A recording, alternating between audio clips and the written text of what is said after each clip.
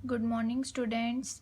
तो आज हम स्टार्ट करने वाले हैं अपना new gland, parathyroid gland. Thyroid gland तक हमने पिछली वीडियो में कंप्लीट कर लिया था। अब उसके बाद हमें पैराथायरॉयड ग्लैंड स्टार्ट करना है। तो स्टार्ट करते हैं पैराथायरॉयड ग्लैंड। पैराथायरॉयड ग्लैंड जो होता है वो थायराइड ग्लैंड के ही बिल्कुल डोर्सल साइड पर होता है। थायराइड ग्लैंड की डोर्सल साइड पर पैराथायरॉयड ग्लैंड प्रेजेंट होता है, जो कि 4 होता है नंबर में, मतलब 4 पैराथायरॉयड ग्लैंड्स होते हैं। ये जो होते हैं ये एक्टोडर्मल होते हैं, ठीक है। ये एंडोडर्मल होते हैं ओरिजिन में, और ये डोर्सल सरफेस पर होते हैं थायराइड के, मींस थायराइड ग्लैंड के डोर्सल सरफेस पर प्रेजेंट होते हैं। 4 होते हैं नंबर में। फंक्शन जो होता है फंक्शनली और डेवलपमेंटली डिफरेंट होते हैं, ठीक है। मतलब कि इनका जो फंक्शन है और इनकी जो डेवलपमेंट है वो थायराइड ग्लैंड से डिफरेंट होती है। जैसे थायराइड ग्लैंड में उसका फंक्शन, उसकी डेवलपमेंट थी, उससे ये बिल्कुल डिफरेंट होते हैं, ठीक है। हार्मोन जो पैराथायराइड ग्लैंड सिक्रीट करता है उस हार्मोन का नाम होता है पैरेथ हार्मोन। उसका नाम होता है पैरेथ हार्मोन, कोलिप्स हार्मोन, जो कि कैल्सिटोनिन के बिल्कुल एंटागनिस्टिक वर्क करते हैं। कैल्सिटोनिन हमने थायराइड ग्लैंड में पढ़ा था। थायराइड ग्लैंड में कैल्सिटोनिन का हमने पढ़ा था, क्योंकि वो रिलीज़ करता है कैल्सिटोनिन। पैराफॉलिकुलर सेल्स कैल्सिटोनिन को रिलीज़ करते हैं, बट पैराथायराइड ग्लैंड जो है वो पैरेथ हार्मोन और कोलिप्स हार्मोन को रिलीज़ करते हैं, ठीक है, जो कि कैल्सिटोनिन के बिल्कुल एंटागनिस्टिक होता है। ये जो होता है हाइपर कैल्सीमिक हार्मोन होता है, मीन्स ये कैल्शियम के लेवल को इंक्रीज़ करता है, ठीक है। तो ये हाइपर कैल्सीमिक होता है। अब पैराथायराइड हार्मोन के 4 फंक्शंस होते हैं। अब वो हम 4 फंक्शंस डिस्कस करने वाले हैं। जो पहला फंक्शन है उसका वो ये है कि वो बोन्स पर एक्ट करता है।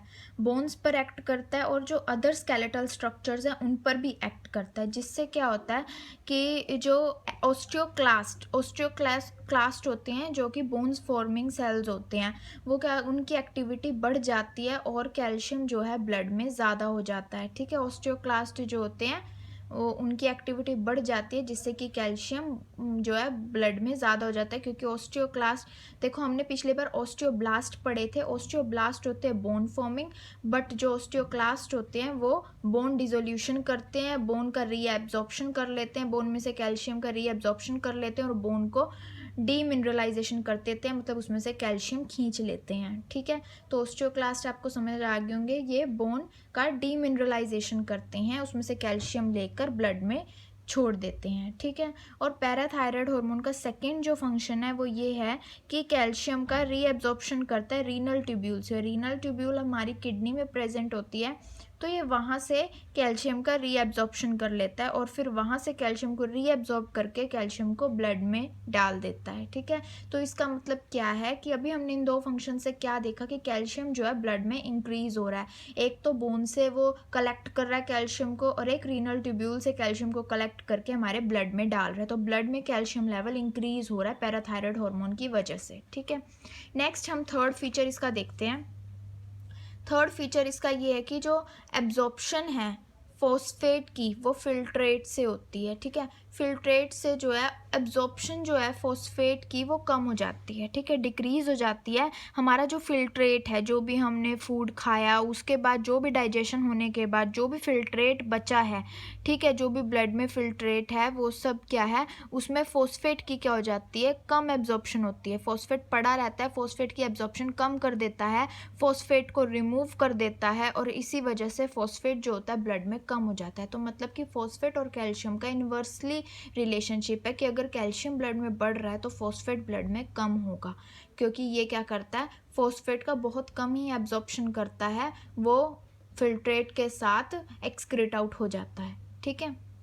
तो फॉस्फेट लेवल क्या हो गया, कम हो गया, फॉस्फेट रिमूव हो गया ब्लड से। और क्या करता है, फोर्थ फंक्शन क्या है, किडनी को इन्फ्लुएंस करता है। किडनी को क्या करता है, इन्फ्लुएंस करता है कि वो रिलीज़ करे कैल्सिट्रायोल को, ताकि फिर वो कैल्शियम की एब्जॉर्प्शन और ज़्यादा कर सके ब्लड से फूड से, ठीक है। तो किडनी को इन्फ्लुएंस करेगा कि वो कैल्सिट्रायोल को रिलीज़ करे ताकि कैल्शियम को हम एब्जॉर्ब कर सकें फूड से, ठीक है। फूड में जितना भी कैल्शियम है हम सब एब्जॉर्ब कर सकें। अब इसकी हाइपोसिक्रेशन आती है कि अगर पैराथॉर्मोन कम निकलेगा तो क्या होगा, कैल्शियम लेवल ब्लड में कम हो जाएगा, बिकॉज इसका मेन फंक्शन यही है कि कैल्शियम लेवल को ब्लड में ज़्यादा करना और फॉस्फेट लेवल को कम करना। तो ये दोनों फंक्शंस ढंग से नहीं हो पाएंगे, तो कैल्शियम लेवल ब्लड में कम हो जाएगा और फॉस्फेट लेवल ब्लड में ज़्यादा हो जाएगा।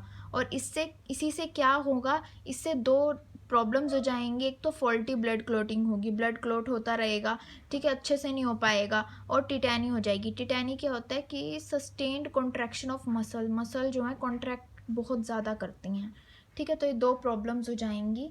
और फिर उसके बाद आती है हाइपर सिक्रीशन। हाइपर सिक्रीशन की अगर हम बात करें तो हाइपर सिक्रीशन में क्या होता है कि कैल्शियम ब्लड में बहुत ज़्यादा हो जाएगा और फॉस्फोरस ब्लड में बहुत ज़्यादा कम हो जाएगा।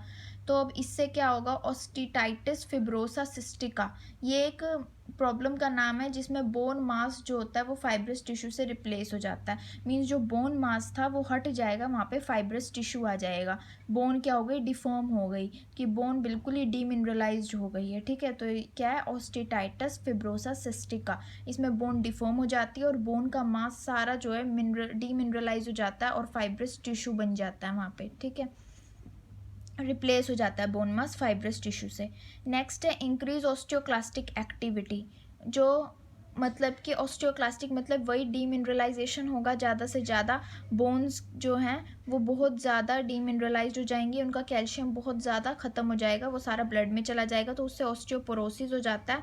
ऑस्टियोपोरोसिस हो जाता है और कैल्शियम जो होता है किडनी में डिपॉजिट हो जाता है, गॉल ब्लैडर में डिपॉजिट हो जाता है, वहाँ से निकलने के बाद, बोन से निकलने के बाद ये इन सब लोकेशंस पर डिपॉजिट हो जाता है, जिससे स्टोन फॉर्मेशन हो जाती है, ठीक है। तो यही हमने पढ़ा इसके बारे में, पैराथॉर्मोन के बारे में। अब हम नेक्स्ट लेक्चर में इसके बारे में पढ़ेंगे, पेनक्रियाज के बारे में। पेनक्रियाज हमारा नेक्स्ट ग्लैंड होगा, नेक्स्ट लेक्चर में हम पेनक्रियाज के बारे में पढ़ेंगे। तो तब तक आप पैराथायरॉयड ग्लैंड तक पढ़ लेना, मेरे पिछले वीडियो लेक्चर्स आपको मिल जाएंगे, उसमें मैंने बहुत अच्छे से एक्सप्लेन किया हुआ है, तो आप इनको अच्छे से पढ़िए और याद कीजिए, इससे आपके सारे क्वेश्चन सॉल्व हो जाएंगे। Thank you.